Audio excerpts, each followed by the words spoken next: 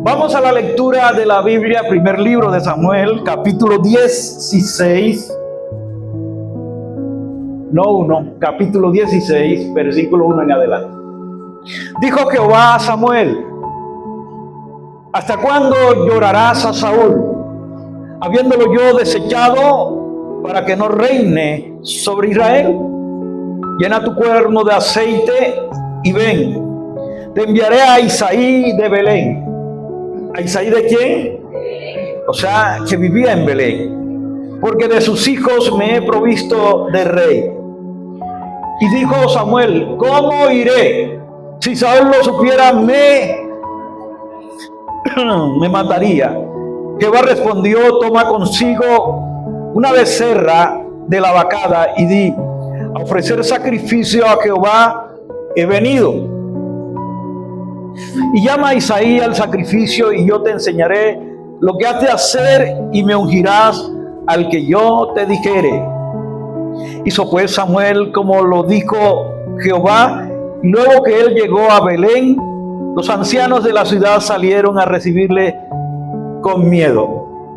Y dijeron: ¿es pacífica tu venida? Y respondiendo él dijo: sí, vengo a ofrecer sacrificio a Jehová. Así que santificaos y venid conmigo al sacrificio. Y santificando él a Isaí y a sus hijos, los llamó al sacrificio. Y aconteció que cuando ellos vinieron a él, vio a Eliab, y dijo: de cierto delante de Jehová está el ungido del Señor. Y Jehová respondió a Samuel: no mires a su parecer, ni a lo grande de su estatura, porque yo lo desecho. Porque Jehová no mira lo que mira el hombre, pues el hombre mira lo que está delante de sus ojos, pero Jehová mira el qué. Entonces llamó Isaí a Abinadab, y lo hizo pasar delante de Samuel, el cual tampoco a este ha escogido Jehová. Luego hizo pasar Isaí a Sama, y él dijo: tampoco este ha elegido el Señor. Y él hizo pasar a Isaí, ¿cuántos hijos? 7 hijos suyos delante de Samuel. Pero Samuel dijo a Isaí: Jehová no ha elegido a ninguno de estos que están aquí. Entonces dijo Samuel a Isaí: ¿son estos todos tus hijos?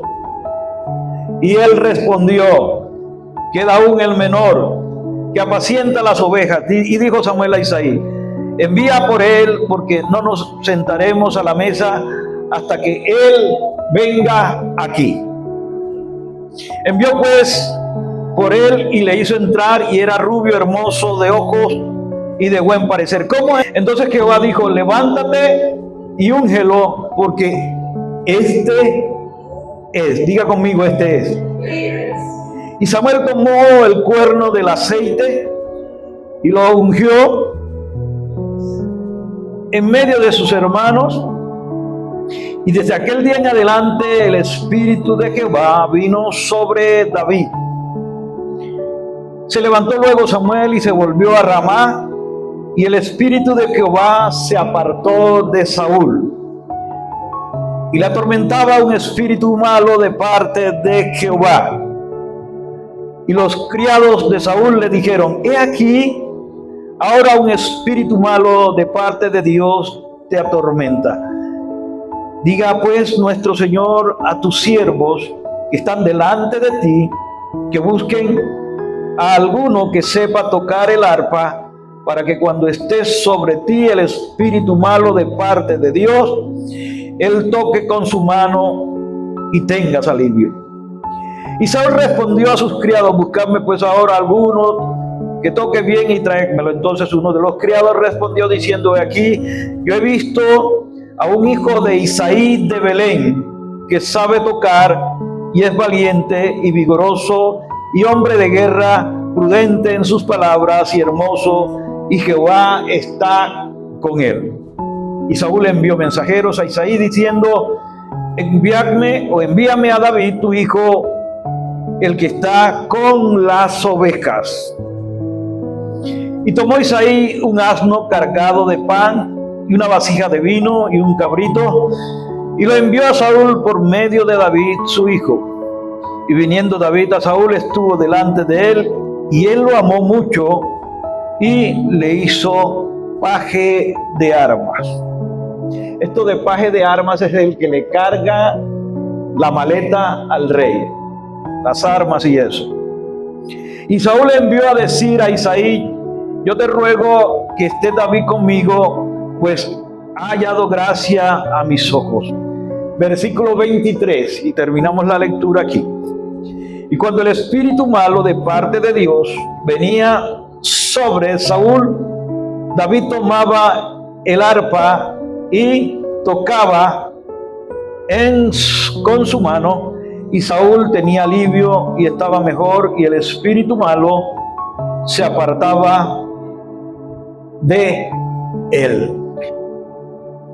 Quizás es un tema que todos los predicadores y pastores cristianos en el mundo, digo en el mundo, en la tierra, hemos tocado.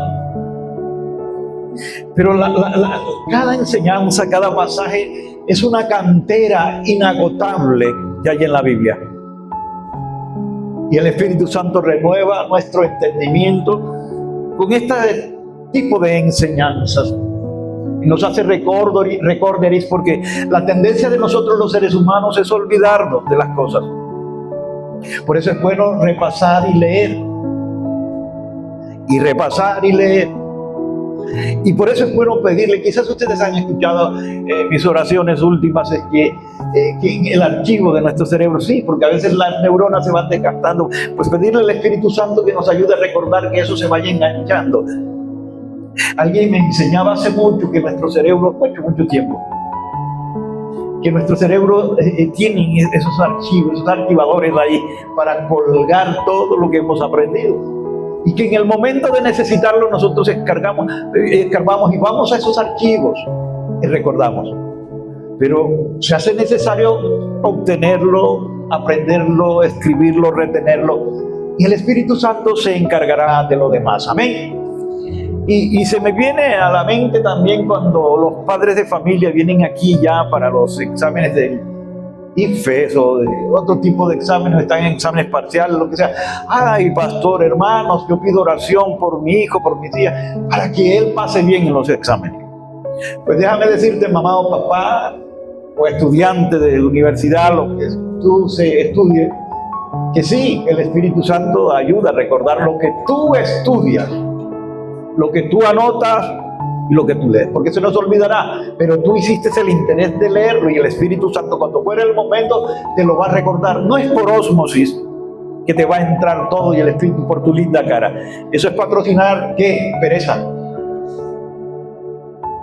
Lastimosamente en nuestro tiempo los estudiantes de hoy en día no. Quiero tratar un tema y le he titulado Deja de llorar por Saúl. Y el primer libro de Samuel, en el capítulo 16, nos narra una historia interesante. La verdad central es el peligro de aferrarnos a nuestros deseos cuando Dios ya ha decretado un nuevo comienzo. Y aferrarnos a nuestro deseo en esta verdad central tiene que ver con Saúl, planes y relaciones. Y aferrarnos al decreto nuevo de Dios, cuando hablamos de nuevos comienzos, se refiere a David. Amén. Este texto de Primera de Samuel, capítulo 16, nos muestra una trampa de la nostalgia, de lo que pudo haber sido y no fue, de lo que fue, pero ya no funciona. Amén. Así que Primera de Samuel 16 se abre con una imagen desoladora, pero es una imagen profundamente humana, de ambas partes diría yo, pese a los errores de Saúl. Nosotros los seres humanos somos sensibles, somos dados pues a querer, a amar. Y allí está Samuel, este gran profeta de Dios. Yo diría que uno de los profetas más grandes que tuvo el Señor. Y Samuel, dice a sus años de servirle al Señor, Samuel entró en una tristeza grande. Samuel entró yo diría que casi en una depresión profunda. Y cuando el Señor lo ve así, el mismo Señor le toca intervenir en ese momento de depresión, de derrumbe. y en que ve a Samuel en un estado tan triste. Y el Señor interviene, pero el Señor interviene con una pregunta brusca que aparece en ese capítulo 16, en el versículo 1. Y le dice: ¿hasta cuándo llorarás a Saúl? Wow. ¿Sabe que la angustia de Saúl era genuina? No era de por sí, era un hombre leal a sus principios, a sus sentimientos, a su afecto. Pero a veces hasta en eso incurrimos en errores. Y le dice: ¿hasta cuándo llorarás a Saúl? ¿Sabe por qué? Porque es que Saúl, si sacamos cuenta, Saúl había invertido años en Saúl. Samuel había invertido años en Saúl. Años de asesoramiento, años de acompañamiento, de consejería. Y Saúl era el primer rey ungido, ese héroe que salió a buscar asnas que se habían perdido, unos burritos que se habían perdido. Y en vez de las asnas se encontró el reino. ¡Qué bendición! Sin embargo, la realidad teológica aquí, mencionándolo así, es brutal. Samuel estaba llorando un cadáver espiritual en su tiempo. Dios había pronunciado el veredicto ya en el contexto. Recuerde que les he hablado del contexto, que en este caso era el capítulo 15 de este primer libro de Samuel. Y ya había pronunciado Dios el veredicto. El reinado de Saúl había terminado.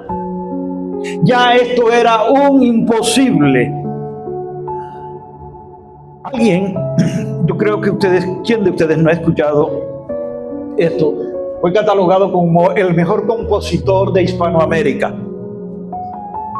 Y quizás a su pequeño defecto, digo pequeño defecto entre comillas, que es grandote, Juan Gabriel, de México, uno de los más exiguos y grandes compositores. Y fluía, y todo lo que escribía, wow. Él en una de sus canciones escribió: ya no te aferres a un imposible. ¿Por qué hago este parangón?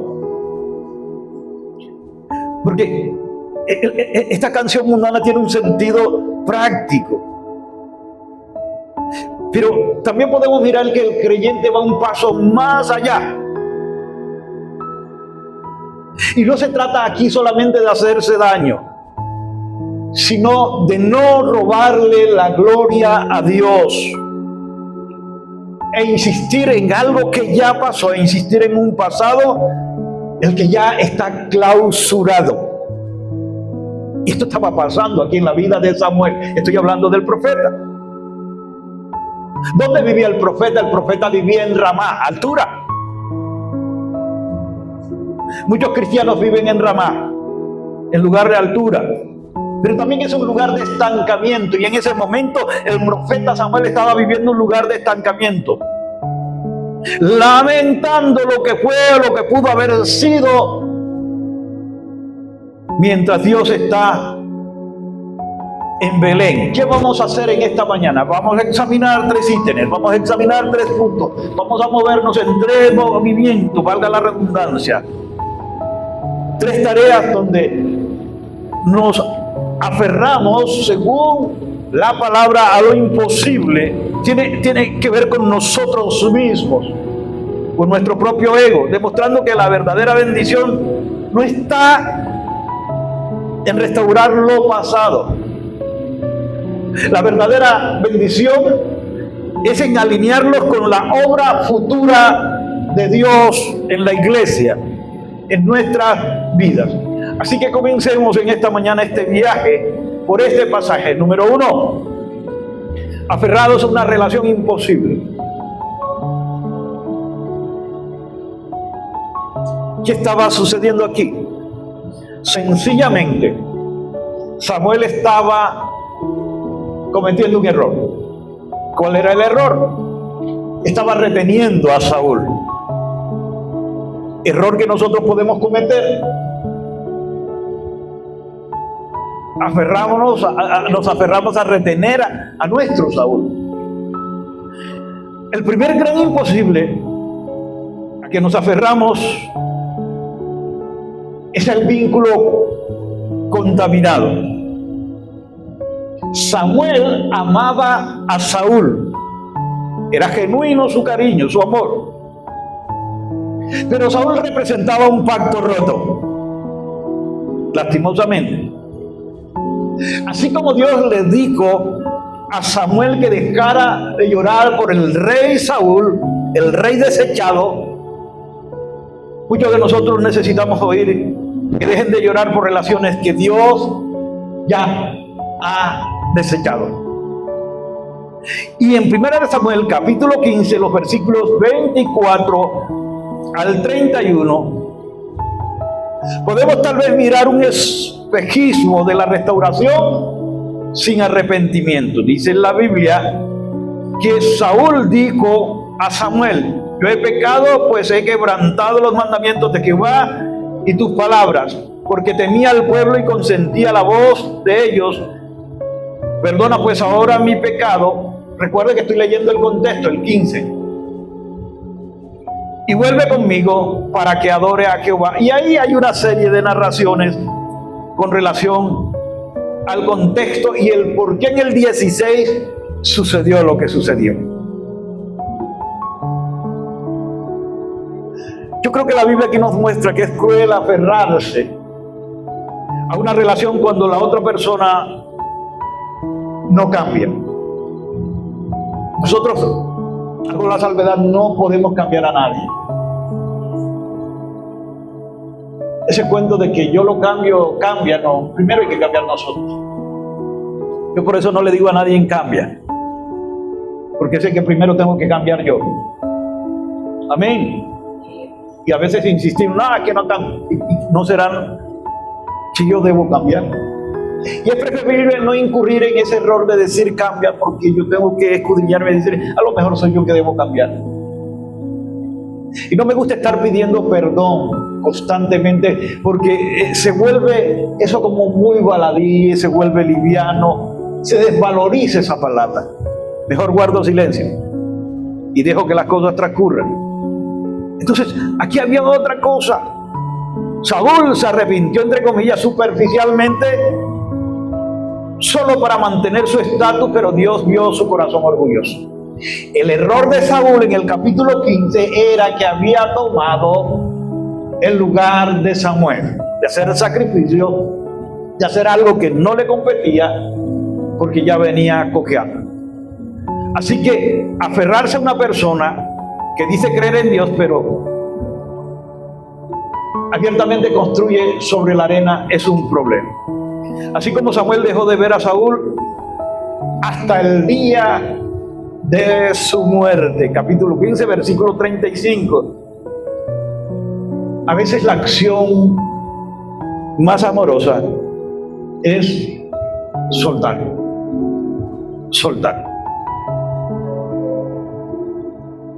Aquí vemos varias cosas y entre ellas está lo que en el Nuevo Testamento se menciona como el yugo desigual.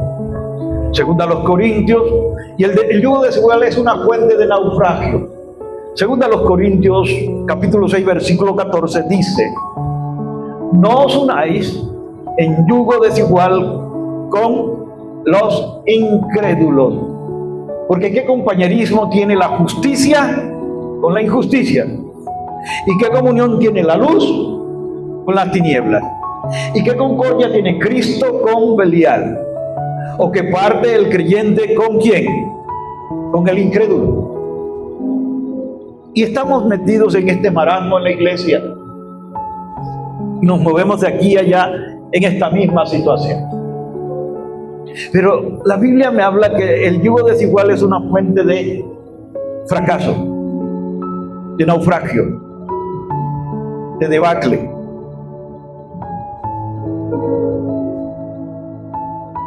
Y nos dicen por acá y nos salen por acá. Y no solamente en los jóvenes que ven afuera algún partido, pero un partido que no tiene nada que ver con el proyecto divino. Y con el cuento de que él va a la iglesia, o que sus papás son creyentes, o que su mamá asiste, pero es su mamá. Yo decía el miércoles aquí con relación a nuestros hijos, pese a que nuestros hijos están en los ministerios, y quizás son menores de edad pero conscientes, ellos necesitan en su tiempo, en su momento, aceptar a Cristo como Señor y Salvador de sus vidas. El hecho de que papá o mamá o el hermano asista a la iglesia, eso no quiere decir que esa persona sea salva. Ella necesita a Cristo en su corazón, pero también dar frutos. Así que ese cuentico y ese engaño perceptivo de que porque su mamá asiste, porque su papá fuera un creyente, porque cuando pequeño él iba a la iglesia, no tiene ninguna validez bíblica. Y a veces nos infundimos con toda este ideal, pero a la postre se constituye esto en un yugo desigual. Me gusta algo que hace el comentario teológico de Gospel Project, si está bien pronunciado. Nos recuerda algo de un rey, el rey Josafat. Y dice que el rey Josafat hizo buenos planes de negocios, pero se asoció con el rey de Israel, un rey impío. ¿Y cuál fue el resultado? El resultado fue que las naves se rompieron, se destruyeron, fracasó aquel negocio. Iglesia, esto no se trata de odiar al incrédulo. No se trata de despreciar a aquel que no tiene a Jesús en su corazón. Esto se trata de saber que la misión de una realización, de una alianza, noviazgo, matrimonio, es imposible cuando los mapas no coinciden o cuando el mapa no tiene nada que ver en el asunto. ¿Y cuál es el mapa? Es este. Amén. Y lo que decía aquel autor, aferrarse a un imposible sentimentalmente es programar un naufragio. Y ustedes saben lo que es un naufragio. Amén. Y esto sucedió con Saúl. La caída de Saúl comenzó en su corazón antes de manifestarse en su reinado de igual forma.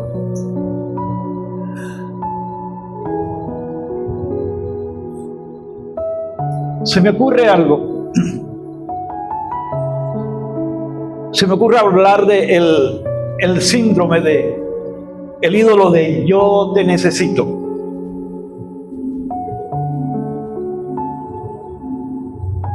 El aferrarse a Saúl, el aferrarse a algo imposible, es a menudo un problema de idolatría. Porque ¿sabe qué sucede? Y tómelo como usted pueda tomarlo o aplicarlo en su vida. Preferimos un Saúl malo a no tener rey. Preferimos a un Saúl tóxico o desordenado.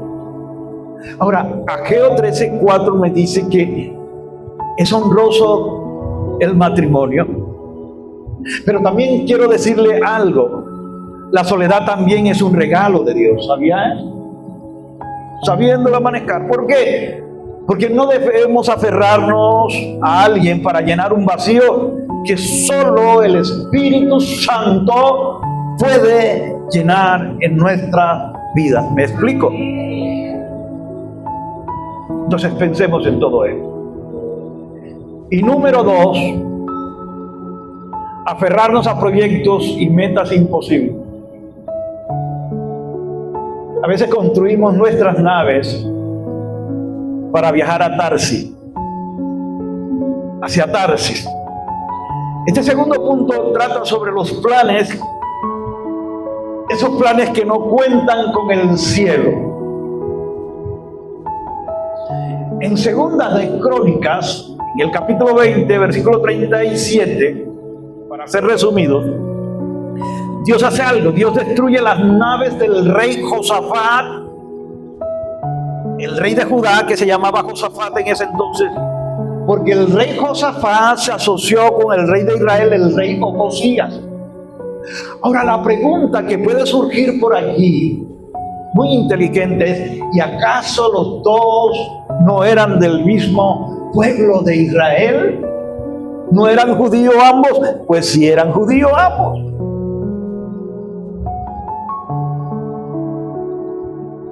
Miren que hasta en el mismo pueblo de Dios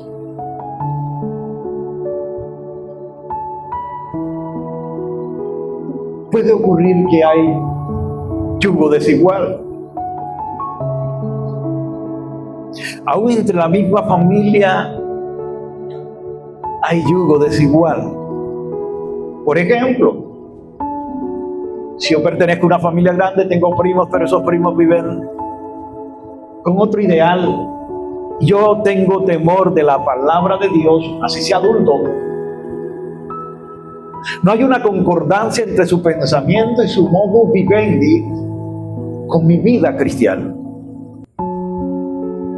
¿Debo aferrarme yo? No, sigue siendo mi familia, sigo amándole, pero no compartiendo los ideales que él comparte, ni tratando de mantenerme en lo que él se mantiene. Entonces, Segunda de Crónicas 20:37 muestra cómo Dios destruye las naves del proyecto de Josafat. ¿Cuál era el ideal de Josafat? Quería ir a Tarsis a negociar.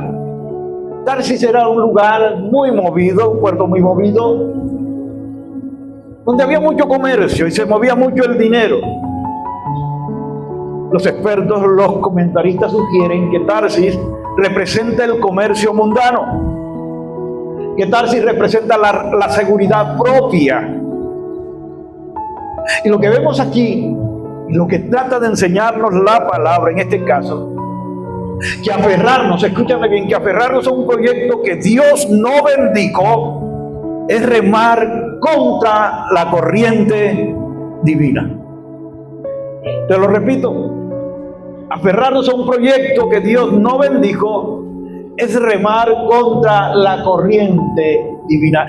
Y cuánto nos encanta a nosotros aferrarnos a un proyecto que Dios no ha dicho sí, en el cual Dios no ha dado su aval, en el cual Dios no ha dado su respaldo. Volviendo al tema de 1 de Samuel 16, en el versículo 7 vemos reflejado algo, y es el peligro que ocurre con la buena apariencia. Versículo 7 dice del 16: y Jehová respondió a Samuel: no mires su qué, sino ni lo grande de su estatura, porque yo lo desecho.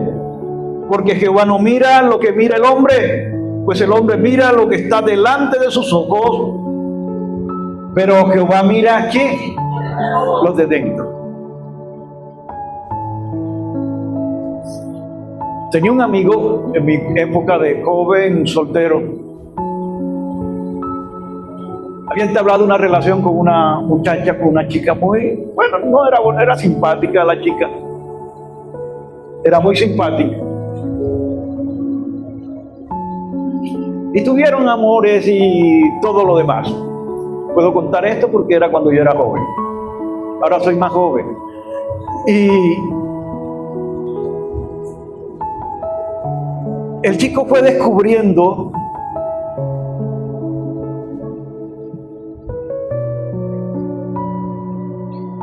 de que la chica se deslumbraba por vista. En ese aspecto era muy plástica. Y cuando llegaba a la iglesia a alguien, el chico ya hace años fue de acá, y hoy en día tiene que ser ya un señor, espero yo, casado con... Y cuando venía que veía a alguien que llevaba a la iglesia bien presentado, otro chico, se le querían ir los ojos. Hasta el final que terminaron ellos la relación, no sé por qué fue, me imagino que por ahí, por ese lado. Y la chica terminó poniendo los ojos en alguien que la deslumbraba con regalos y esto, hasta el punto que se casó con esa persona. Pero eso fue un desastre. Terminaron, se divorciaron. Y así sucedió la vida de esa muchacha. ¿Qué quiero decir con esto y relacionándolo con este versículo 7 de 1 de Samuel capítulo 16? Nosotros nos dejamos llevar mucho por la vista. Nos dejamos llevar mucho por la labia.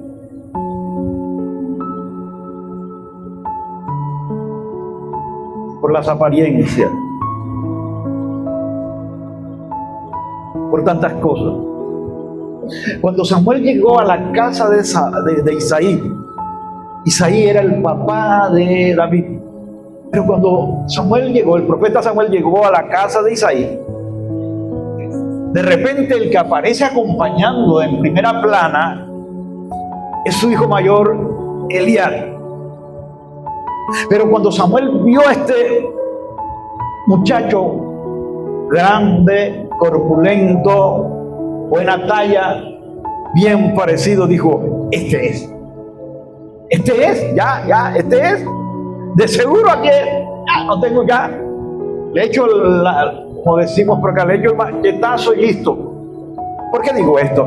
Porque Samuel estaba asustado. Samuel no quería ir. Si usted lee el pasaje del capítulo 16, notará que le tenía miedo a Saúl, pese a que lo amaba.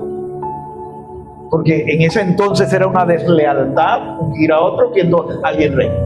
Era alta traición. Y dijo: aquí ya salí de este problema, este es. Era alto, era puesto, era fuerte. ¿Cómo era Saúl en su tiempo? A menudo nos aferramos a proyectos que se ven. Y se ven bien en el papel, un buen negocio que promete mucho, una mudanza a otra ciudad, a otro país, a otro traslado, que nos emociona porque nos deslumbra. Un ministerio grande. Pero Dios le dijo a Samuel, ¿cómo le dijo? No mires su parecer. Iglesia, el proyecto puede ser bueno, buenísimo, requete bueno. Pero si el proyecto no es de Dios, es un imposible que nos va a robar la paz, nos va a robar la tranquilidad. Este muchacho era... Ahora, el versículo 11 dice: entonces dijo Samuel a Isaí. Miren la mentalidad de Isaí escondiendo a David. Y le dice Samuel a Isaí: ¿y estos son todos tus hijos? ¿Son todos estos apenas? No había dicho nada. Y él respondió: queda aún un peladito por ahí que tuve en mi época, pero ya está, el menor queda el menor. Ay, ¿qué hace él? No, él es el que cuida los chivos, cuida las ovejitas. Y dijo Samuel a Isaí: anda a buscarlo, manda por él, porque no nos sentaremos a la mesa hasta que él venga aquí, dice el texto. Isaí no consideró a David digno de ser llamado a la fiesta. Eran sus 7 hijos. A veces nos aferramos a proyectos espectaculares. Esos proyectos se pueden llamar Saúl. Y a veces despreciamos la pequeña semilla. Esa pequeña semilla la podemos llamar David. Y despreciamos esa pequeña semilla que Dios quiere regar. Aferrarse al plan A, cuando Dios ya pasó al plan B, yo creo que es una receta para la frustración. ¿Aló? Es una receta para la frustración. Pero además de eso, en este insuceso o suceso, vamos a llamarlo así, insuceso con relación a Samuel y su mala percepción, el ruido de los hermanos mayores de David, porque ellos no esperaban que David fuese ungido. Toda la casa esperaba al mayor. En la antigüedad el mayor era quien heredaba el mayor porcentaje de la herencia del padre. Y era quien tomaba las riendas de la casa cuando el padre dejaba de funcionar. Moría o ya estaba en un estado de postración. Dice el versículo del capítulo, me voy al 17, no se preocupe, 1 Samuel 17, me voy al contexto del 16, versículo 28. Y dice, y oyéndolo hablar Eliab, que era el hermano mayor, aquel que fue desechado, que creyó que él lo iban a ungir, con aquellos hombres, o sea, él vio hablar a David con aquellos hombres, y encendió en ira contra David y dijo, ahora todo lo que David hacía le estorbaba a él, ¿para qué has descendido acá? ¿Y a quién has dejado allá aquellas pocas ovejas en el desierto? Mire lo que le dice. Tú lo que sirves es para cuidar chivo, vete a cuidar las ovejas. Ese es tu trabajo y siempre va a ser tu trabajo. Vas a ser siempre cuidador de ovejas, siempre vas a ser pastor de ovejas, siempre vas a estar cuidando chivos, hediondo a chivos, hediondo a ovejas. Tú no eres más de ahí, de la abundancia del corazón. Él estaba frustrado porque no fue elegido para ver la batalla venido. Cuando David llegó al valle donde estaba la guerra, su hermano lo acusó de soberbia y maldad. ¿Sabe qué estaba pasando aquí? Es lo que los psicólogos llaman proyección. Elías estaba proyectando todo lo que él era, lo que él sentía contra David. Cuando usted nota a alguien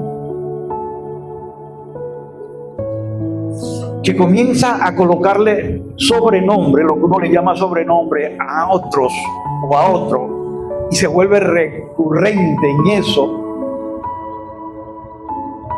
por decir algo, nariz de no sé qué, como a mí mi hermosa nariz de oro, lo que sea, y incurre a otro, esa persona interiormente está proyectando cierto tipo de frustración contra la otra.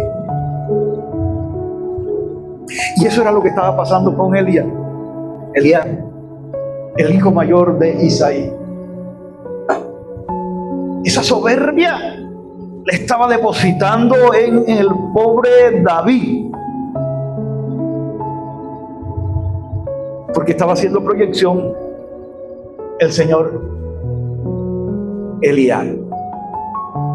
Entonces, cuando Dios, escúchame bien, te mueve o nos mueve a un nuevo proyecto, muchas veces, ¿qué fue lo que ocurrió con David? No se había dado. Puede ser dejar el trabajo por algo, por iniciar un negocio, cambiar de carrera, cualquier cosa, algo que Dios te mueve. Aquellos quienes están aferrados al status quo, aquellos quienes están aferrados a lo convencional, que es el sistema de Saúl, van a acusarte, van a atacarte, porque a lo mejor están frustrados y quieren que tú también te frustres. Entonces, si te aferras a la meta solo por aprobación humana, vas a fracasar. Si te aferras porque Dios te lo mostró, aunque sea un imposible, vas a triunfar. Porque Dios está en el asunto. El mover en el reino de Dios es anticonvencional. Las cosas afuera son diferentes acá. Cuando aprendamos nosotros todos a desprendernos de lo convencional, de la forma como el mundo se mueve y trabaja, y aprender a vivir cómo se mueve en el reino de Dios las cosas, muchas cosas maravillosas van a suceder en la vida de la iglesia y en nuestra vida. ¿Y cómo podemos lograr eso? Hay algo que se llama la clave de Getsemaní. Y nos evita dolores de cabeza y nos evita muchas cosas. Pastor, ¿y cuál es la clave de Getsemaní? Mateo 26:39. Y es Cristo en el huerto, es el antídoto contra nuestros Tarsis, porque Jesús en 26:39 de Mateo dijo: no sea como yo quiero, sino como tú quieras. Entonces la clave de Getsemaní, que es una clave importantísima pero difícil para nosotros, se llama rendición. Y eso fue lo que hizo Jesús. Es el antídoto. Yo creo que aferrarse a un proyecto es lícito. Hasta cierto punto es bueno. Pero aferrarse sin doblegar la voluntad se convierte, como diría alguien, en idolatría, porque soy yo lo que creo y pienso y soy yo. Y aquí está la rendición. Y aquí está someter todo al Señor. Y el Espíritu de Dios, volviendo al texto, viene sobre David cuando Saúl es dejado ir. Cuando Dios le dice a Samuel: ¿hasta cuándo vas a seguir llorando por tu Saúl?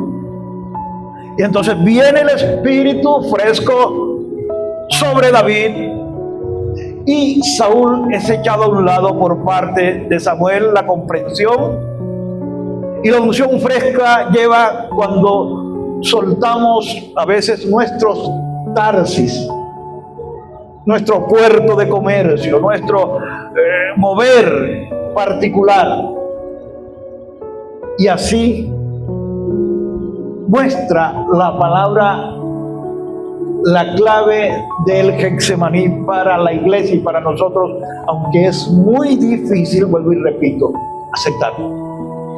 Y número 3, aferrados a una autoimagen imposible. El complejo que tenía Saúl.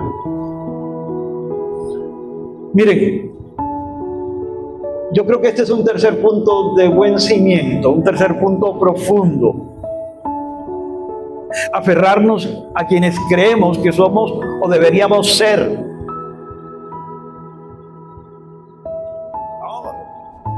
Yo sé lo que hago, yo sé para dónde voy. Lo mío es mío y nadie me lo quita. Y esto es lo que soy yo, o lo que deberíamos ser, y esto yo creo que lo puedo manejar de esta manera. Hay otro síndrome que yo he considerado así, le coloco el nombre de síndrome, y es el síndrome del reflejo del espejo. Saúl fue víctima de su propio reflejo en el espejo. En cambio, David fue ungido porque tenía, dice la Biblia, un corazón conforme al de Dios. Primera de Samuel capítulo 13, versículo 14. Y aquí entra en pugna la apariencia contra el corazón. Hay un dilema ahí. Hay un choque. Y miren, en 1 Samuel, el versículo 7, nuevamente, capítulo 16, dice: y Jehová respondió a Samuel: no mires su parecer, ni lo grande de su estatura, porque yo lo desecho. Porque Jehová no mira lo que mira el hombre, pues el hombre mira lo que está delante de sus ojos, pero Jehová mira el corazón. Miren, de un texto nosotros podemos sacar varias aplicaciones. Y en este caso volvemos a la apariencia del corazón de una manera más ampliada. La palabra hebrea aquí para ver en este texto es crucial, porque el hombre ve la vista de sus ojos,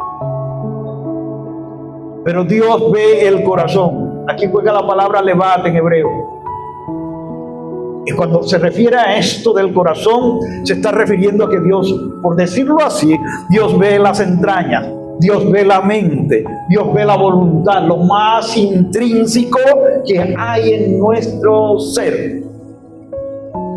Por eso cuando estemos orando, no le echemos carreta a Dios.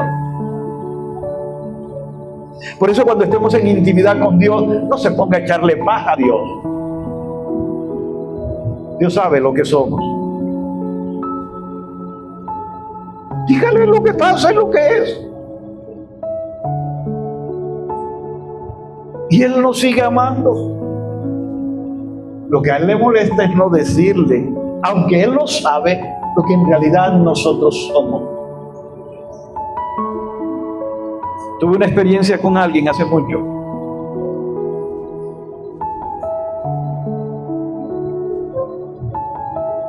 Y estaban en un ayuno, y esa persona solamente con otra persona que era un poco humilde o... Bueno, no sé cómo usar el término. Y esa persona, yo estaba en cierto lugar en la oficina escuchando, y se daba golpes de pecho y gritaba, gracias Señor, porque yo no me había sentido así tan grande, algo maravilloso, porque yo busco tu presencia. Y comenzó a llenar el lugar con su poco de arrogancia. Yo sentía donde estaba a la distancia que eso repelía.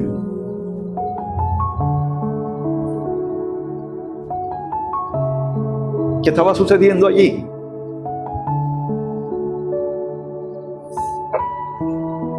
Que a veces desconocemos que a Dios no podemos taparle nada. Y el tiempo da los resultados, porque el tiempo me dio los resultados de eso que me vino en ese momento. David se le presentaba a Dios, y David era un hombre conforme al corazón de Dios, pero David era un hombre más pecador en cierta forma, humanamente, que Saúl. Pero David tenía la conciencia y la consecuencia de ser real con Dios y decirle, mira, aquí estoy yo, lo que soy. ¿Para qué te voy a echar cuento? Así que Dios escudriña lo más profundo.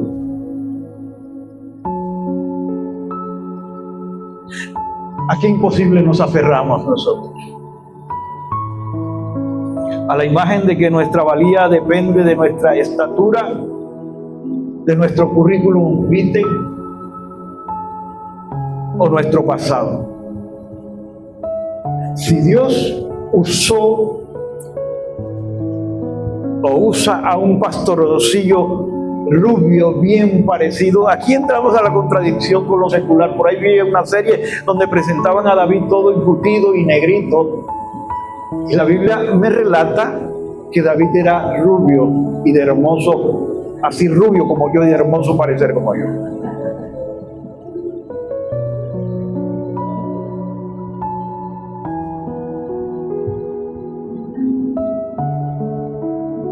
En vez de un soldado gigante como su hermano Eliab. Y esto es para enseñarnos que nuestra identidad, escúchame bien, no está en lo que nosotros proyectamos. Amén.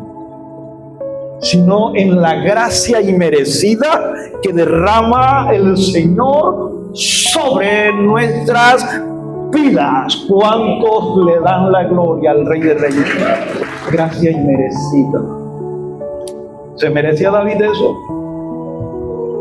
No. No. Y aquí es donde ocurre el rechazo de los Rudy.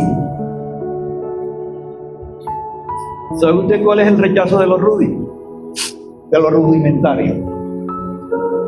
El texto, si lo volvemos a mirar, dice que David era rubio y de hermoso ojos y buen parecer.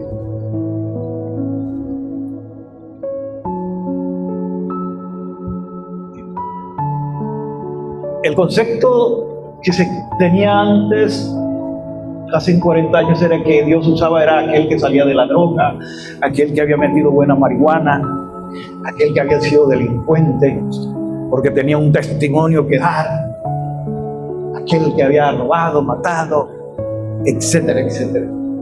Pues déjame decirte que eso no es así. La Biblia no me enseña eso, que era aquel que estaba con cicatrices y la mostraba. Nada. David era hermoso. Sus ojos no sé si eran azules o verdes, dice que era de hermosos ojos y de un parecer excelente. Entonces, ¿qué sucede aquí con este pasaje bíblico? Métaselo en su corazón y en su cabeza. Irónicamente, esto contradice la idea de que Dios solo usa a los feos. No, Dios no solamente me usa a mí, usa a los bonitos. Y aquí ustedes todos son bonitos, amén. Pues bíblicamente entendemos, ya vamos cerrando, que Dios usa a los que el mundo no contaría. Así de sencillo. ¿Por qué digo esto? Porque Isaías contó ¿cuántos? 7 hijos. ¿Cuántos contó? Y David era el número 8. ¿Puedo decirlo? Saliéndome de la exégesis un poco. Número de nuevos comienzos. Ese era David el 8. ¿Aló? Aferrarse, iglesia, aferrarse a la idea de que si no soy el mayor, el más fuerte, el más bonito, el más capacitado, el más ágil, el que se mueve más, no sirvo o no sirve. Eso es aferrarse a un imposible. Dios, escúchame bien, iglesia, Dios ya te eligió antes de que los demás te contaran. 1, 2, 3, 4, 5, 6, 7. Ya Dios te había elegido como el número 8. En el reino todo se mueve de acuerdo a la gracia y voluntad perfecta de Dios. En el reino no queremos complejos, dice el Señor.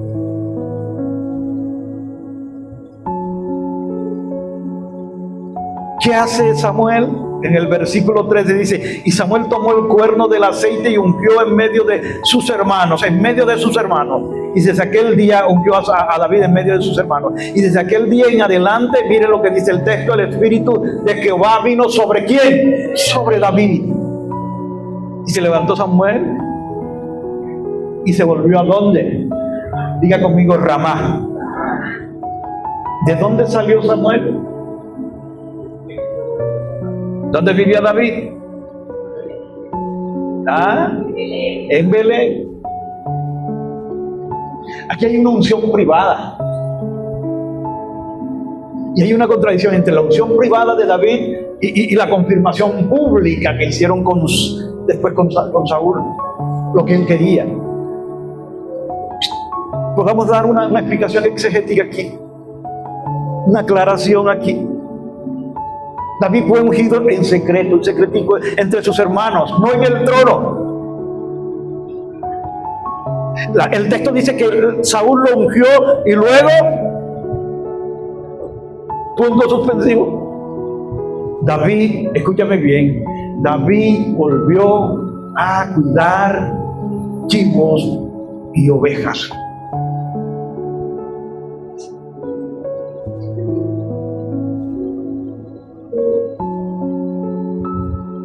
A veces las cosas no son inmediatas.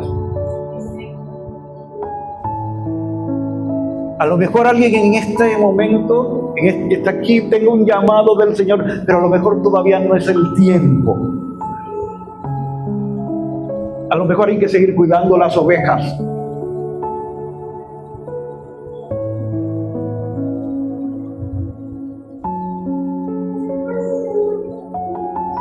A lo mejor Dios te da la bendición de un proyecto, de algo, pero no es el tiempo. Te toca seguir aquí. A lo mejor en tu Lodebar, en tu tiempo.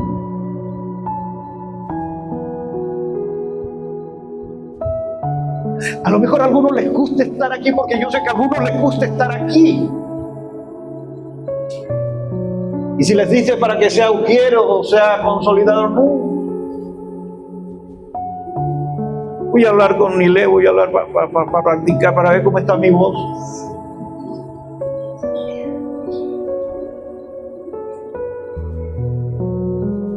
Pero considera esto, no necesitamos un escenario público para ser valioso, porque tú puedes ser valioso en cualquier lugar o ministerio o posición en la iglesia. La que menos ruido hace, la que menos se va, a lo mejor es la posición en que Dios te está respaldando y ha derramado su gracia y su unción sobre ti. Quien te cause rasquiñas si ves a alguien aquí adelante y tú estás sirviendo en un lugar más humilde, aparentemente. Aquí en la iglesia todos los ministerios son iguales, de importantes delante de la presencia, y son columna fundamental para esta iglesia.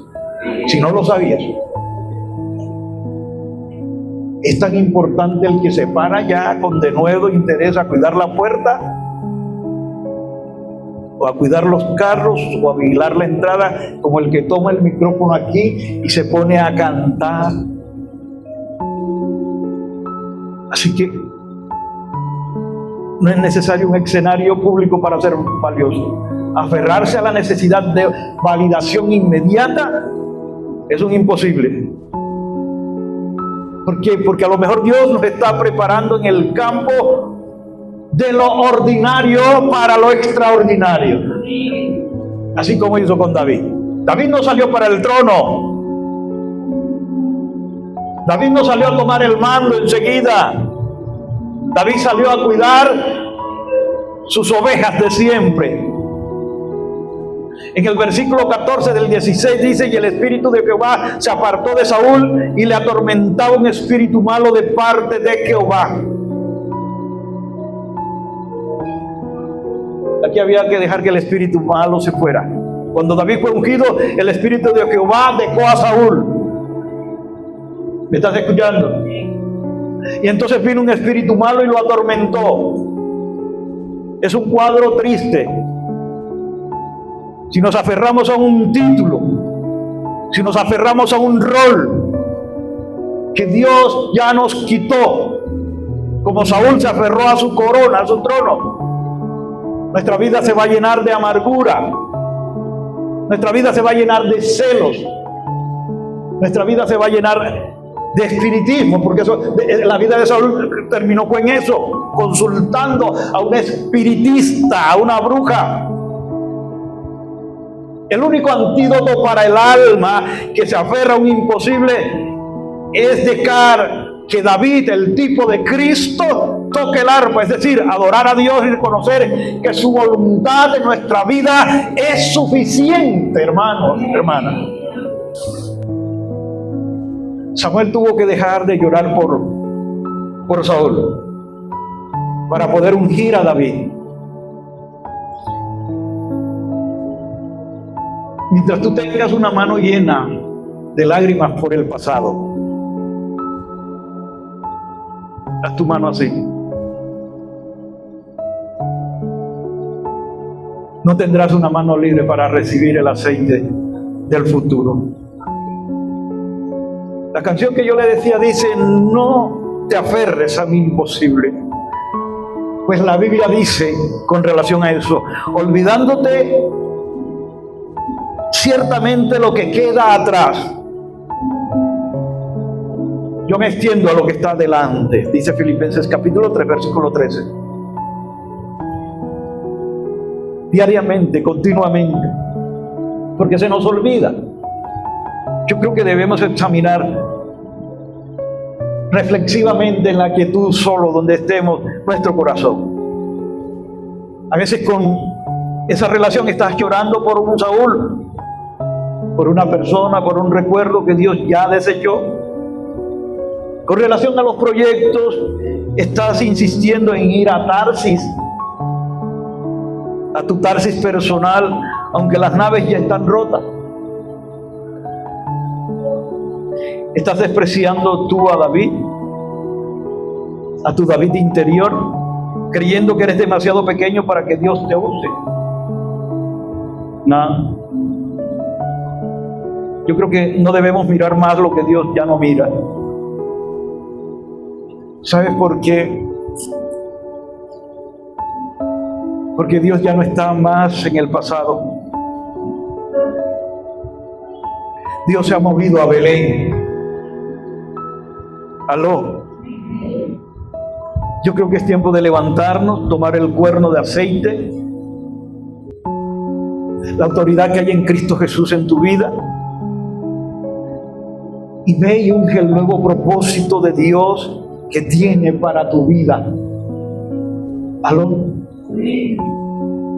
Dejemos de llorar por lo imposible y empecemos a caminar hacia lo posible de Dios. ¿Comprendemos esto?